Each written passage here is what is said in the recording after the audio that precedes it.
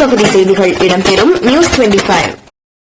RA ஆடவர் உலகம் மற்றும் சிறுவர் உலகம் ஆய்க்குளம் ரோடு கும்பகோணம்.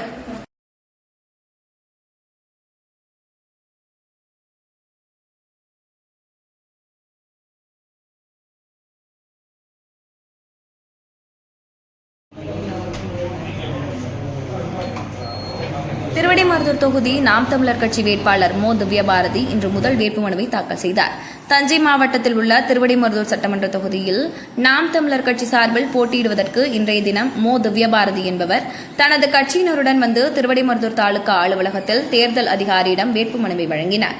வேட்பாளருடன் ஆதிரத்னவேல் பாண்டியன் மற்றும் சந்தோஷ்குமார் பாஸ்கர் ஆகியோர் உடனிருந்தனர். மனோகர், பிரகாஷ், விவேக் உள்ளிட்டோரும் வேட்பாளருடன் இருந்தனர்.